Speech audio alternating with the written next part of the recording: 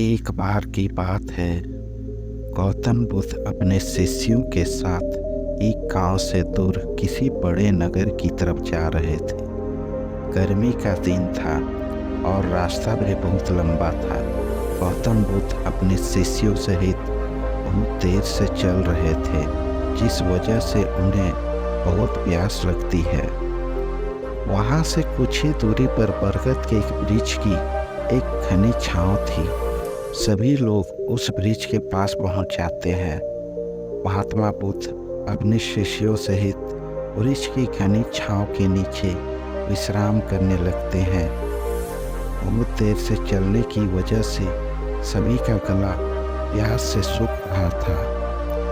यह बात बुद्ध जानते थे। बुद्ध ने अपने एक शिष्य को कहा, आप इस बरगद की छाया से 20 कदम दूर जाकर बरगद की 2 बार परिक्रमा करके वापस आओ। शिष्य वैसा ही करता है जैसा बुद्ध ने बताया।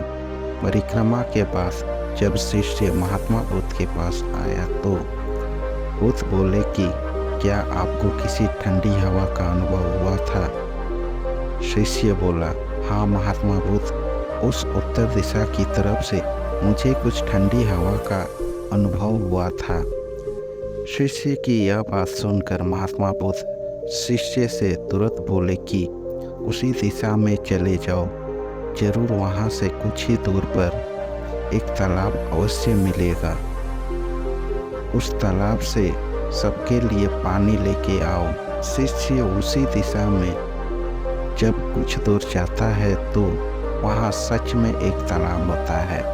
तालाब देख शिष्य बहुत प्रसन्न होता है और तालाब के निकट जाकर जैसे ही तालाब से पानी भरने वाला होता है, तभी शिष्य की नज़र वहाँ दूर तालाब में कपड़े धो रही कुछ स्त्रियों पर जाती है। यह देख शिष्य मन में सोचता है कि यह पानी तो गंदा हो गया है। लेकिन जब शिष्य ध्यान से तालाब के पानी को देखता है कि अभी भी तालाब का कुछ पानी साफ है, इतने में 2 बैलगाड़ी जोर से तालाब के किनारे से उड़ती हुई निकल जाती है। बैलगाड़ी के पहिए तालाब की मिट्टी के ऊपर इतनी जोर से निकलती है कि तालाब के नीचे बैठी हुई सारी मिट्टी तालाब के ऊपर आ जाती है, जिस वजह से तालाब का बचा हुआ पानी भी गंदा हो जाता है। यह देख शिष्य बिना पानी लिए क्रोध में महात्मा बुद्ध के पास वापस चला जाता है। शिष्य बड़े ही निराशा भाव से महात्मा बुद्ध को सब बात बताता है। शिष्य की बातें सुन सभी शिष्य बोलते हैं कि हमें तुरंत यहाँ से निकलना चाहिए, किसी दूसरी जगह पानी की खोज करनी चाहिए, वरना प्यास के मारे जान निकल जाएगी। इधर महात्मा बुद्ध सभी को शांत होने के लिए कहते हैं और बोलते हैं कि धीरज रखो, कुछ देर यहीं बैठो, उचित समय आने तक संयम बनाए रखो। सभी महात्मा बुद्ध की बात सुनकर शांत हो जाते हैं और वहीं बैठ जाते हैं। कुछ समय बीत जाने के बाद महात्मा बुद्ध फिर से अपने शिष्य को उसी तालाब से पानी लाने के लिए कहते हैं। शिष्य बिना कोई सवाल किए उसी तालाब से पानी लेने के लिए फिर से चला जाता है। तालाब की हालत देख शिष्य को यकीन नहीं होता। तालाब का पानी पूरी तरह से साफ होता है। यह देख शिष्य बहुत खुश होता है और पानी भरकर महात्मा बुद्ध के पास जाता है। सभी पानी पीकर अपनी प्यास बुझाते हैं, लेकिन अभी भी सबके मन में एक सवाल था कि आखिर यह चमत्कार हुआ कैसे? तालाब का सब पानी तो गंदा था। उन्हें लगा कि जरूर ये बुद्ध की शक्ति है। इनमें एक शिष्य ने यह सवाल महात्मा बुद्ध से पूछ ही लिया कि यह चमत्कार आपने कैसे किए? शिष्य को जवाब देते हुए महात्मा बुद्ध बोले कि यह कोई चमत्कार नहीं, यह आपके सब्र का फल है। यह फल है आपके सब्र बनाए रखते हुए उचित समय के इंतजार का। जितनी देर हम सब लोगों ने सब्र किया, उतनी देर तक तालाब के पानी के ऊपर तैर रहे सभी गंदे तत्व और मिट्टी तालाब के पानी के नीचे बैठ रहे थे। फिर कुछ देर बाद शिष्य जब वहाँ तालाब के पास पहुँचा, तब तक सब दूषित कण नीचे बैठ चुके थे, जिस वजह से तालाब का पानी पहले की तरह साफ हो चुका था तथा तालाब साफ दिखाई दे रहा था।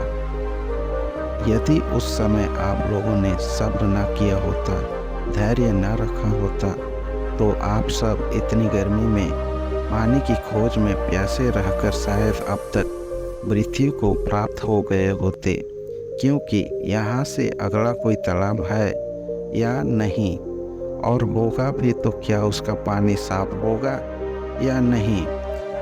इन सब कारणों से आप कभी प्यास न बुझा पाते और प्यास से मर जाते।